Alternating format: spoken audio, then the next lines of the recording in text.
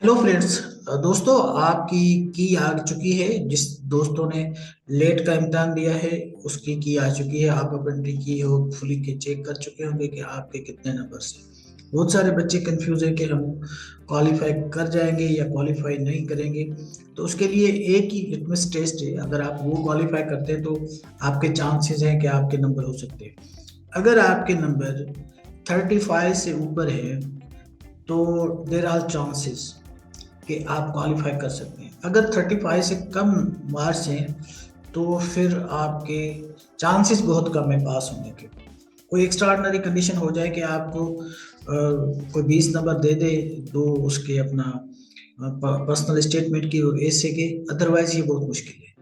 तो इसकी टेस्ट बस यही है। आप जिन जिन दोस्तों की 35 नंबर है तो वो अपना आपको इस टेस्ट में क्वालिफाई समझे। अब आते हैं इस टेस्ट पे, थोड़ी सी हम बात कर लें। थोड़ी सी बात हमने की हुई है लेकिन इसको थोड़ा सा समझने की कोशिश करें। देखिए, ये एआई का जमाना है। अब वो पहले वाले टेस्ट नहीं आते। जैसे वो एक दफा टेस्ट जो आपका 89 में आ गया, वो 91 में भी वही आ गया।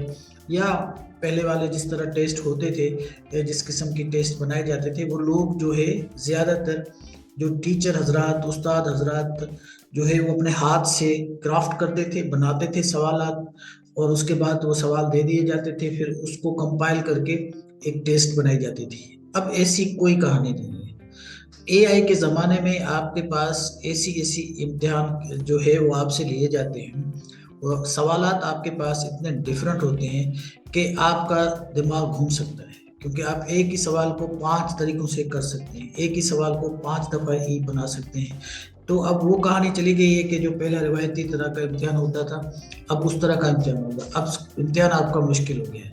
एक बात। दूसरी बात, मैं आपको ये भी बताना चाहता हूँ कि जैसे आपके पास, मैं एक मिसाल दे दूं। पहले जिस तरह इंग्लिश का मिसाल ले लें, आपके प्रीपोजिशंस। अब लोग जो है वो सोचते थे कि इन इसमें आता है, एट इसमें आता है, और ओवर इसमें आता है। उनको टीचर्स जो पढ़ाते थे वो सिंपली जो आपके जो प्रीपोजिशंस हैं वो आपको पढ़ाए जाते हैं, तो आप समझते हैं या आप देखते हैं कि इस तरह का आ गया तो हम ये लगाएंगे, इस तरह का आ गया तो हम ये लगाएंगे। ये कहानी खत्म हो चुकी है। अब इसके लिए आपको प्रीपोजिशन भी डालने होंगे, तो you at least need to learn the English. आपको अंग्रेजी पढ़नी पड़ेगी। आपके पास बहुत सारे पैसेज पढ़ेंगे, आप उसमें आइडेंटिफाई करेंगे कि किस में प्रीपोजिशन कहाँ लगा हुआ है, किस जगह लगा है। उसका उसका जो टेक्स्ट है वो आप समझेंगे, उसका जो कंपोजिशन है वो आप समझेंगे। तो उसके बाद आप प्रीपोजिशन को ग्रास्प अप कर पाएंगे। Otherwise it's not cup of T. आपके सवालात गलत हो जाएंगे। Preposition is such difficult thing, ये मैं आपको बता दूं।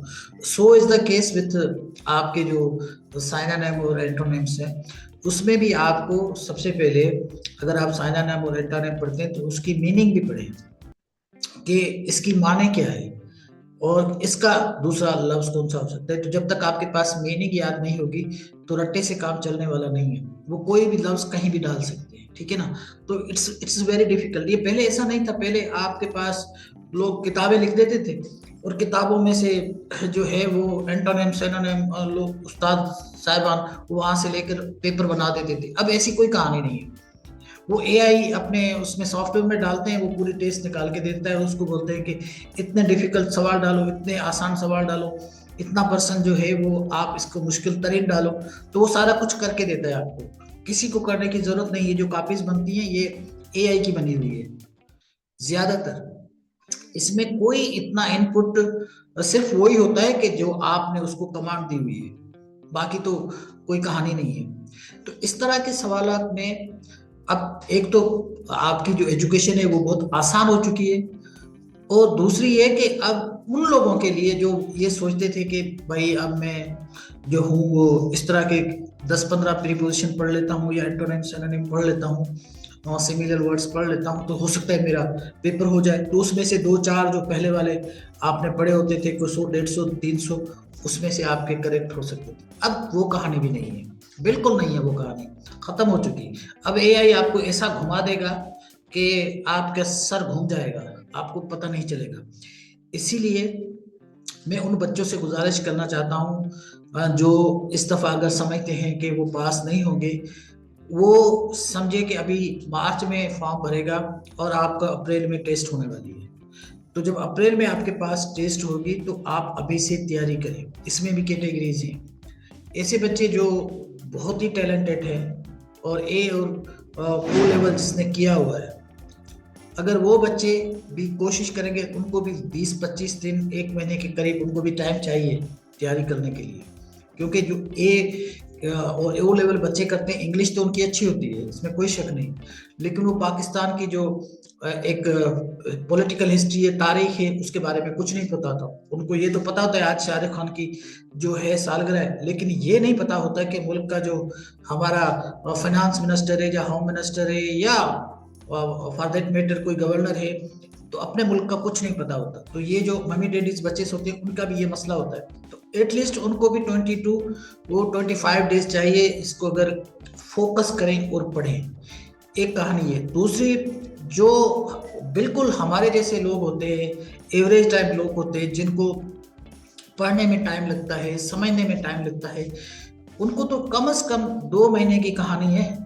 अब 2 महीनों में अगर आप 2 घंटे 2.5 घंटे पढ़ेंगे तो जाके आप क्वालिफाई करेंगे। अब ऐसा नहीं हो सकता कि आप इम्तिहानों के दिन जब आपकी कोई स्लिप आ जाए या आप फॉर्म भरें, आप 2 दिन पढ़ें और 1 दिन पढ़ें तो आप पेपर पास कर जाएंगे। ये ऐसी कहानी चलने वाली नहीं है, ये बहुत मुश्किल काम है, इतना कोई आसान नहीं है। So you need to work on it. और तीसरे, जो बहुत ही जिसको आप कहें कि बिलो एवरेज बच्चे हैं, उनको भी शौक होता है, शौक तो किसी को भी होता है ना वकील बनने का।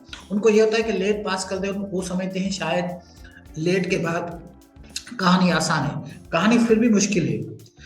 मैं क्योंकि पढ़ने वाले बच्चों को बहुत पसंद करता हूँ, इसलिए मेरा जो फोकस होता है वो ऐसी बच्चों के लिए होता है। जो पढ़ने वाला नहीं भी होता, उसको उसी लाइन में लगाऊं कि वो पढ़े। उनको चाहिए कम से कम 2-2.5 महीने। 2-2.5 महीने में उसको पढ़ना होगा बाकायदे। अगर आप पैराग्राफ नहीं बना सकते, अगर आपको पता ही नहीं है पार्ट्स ऑफ स्पीच क्या है, अगर आपको ये नहीं पता टेंसेस क्या है, या आपको ये ही नहीं पता कि इस मुल्क की जो तारीख है, वो उसकी जो बेसिक चीजें हैं वो क्या है, पाकिस्तान की आइडियोलॉजी क्या है, तो आई एम सॉरी। तो ये 2-2.5 महीने से ऊपर की कहानी है। फिर उस बच्चे को पढ़ना पड़ेगा, किसी टीचर के पास जाकर उसको समझाना पड़ेगा। आखिरी बात कि ये जितनी भी टेस्टें हैं, इसमें कोई रट्टा नहीं चलता। कोई भी किसी भी सब्जेक्ट में अगर आपको पता होगा और अगर आपने पढ़ा होगा तो आप पास कर सकते। अदरवाइज ये कहानी, मैंने ऐसे बच्चे भी देखे हैं जिन्होंने कहा कि सर हमने कोई 3 दफा 4 दफा टेस्ट में अपीयर हुए हैं लेकिन हम पास नहीं हो सके। तो वो मिसगाइडेड बच्चे हैं। उनको भी चाहिए कि वो भी अपने किसी मेंटोर से, किसी टीचर से राब्ता करें और उनसे कोई ट्यूशन वगैरह लें, वो थोड़ा बहुत उनको गाइड भी करें। बच्चों को गाइड भी नहीं किया जाता तो वो पास हो सकते हैं। अदरवाइज ये बहुत मुश्किल है। ये इम्तिहान इतना आसान नहीं है, ना इसको आसान समझे। ये स्लोली ग्रेजुअली इसको मुश्किल भी बनाते जा रहे हैं, ठीक है ना। तो आखिरी बात कि 5 तारीख को आपके पास जो है वो रिजल्ट फाइनल आ जाएगी। किसी को लॉ में दाखिला लेनी है वो भी राब्ता कर सकता है। किसी कॉलेज में अगर किसी को दाखिला नहीं मिल रहा, वो भी राब्ता कर सकता है। और ऐसे बच्चे जो समझते हैं कि उनकी क्लासेस बहुत कम चलती हैं और क्लासेस के लिए वो बहुत बिजी हैं, वो भी राब्ता कर सकते हैं कि उनकी क्लासेस फिर हम किस तरह वो ले सकते हैं या नहीं ले सकते, तो उनके लिए क्या प्रोविजन है हमारे पास। ये सारी कहानियाँ हमारे पास उनके मसाइल के हल मौजूद हैं। अगर कोई बच्चा पढ़ना वाकई चाहता है तो ही या शी कैन कॉन्टेक्ट और उनकी हम दाखिला करा देंगे और वो अच्छे नंबरों से इंशाल्लाह पास भी होगा, अगर वो घर में भी बैठ के मेहनत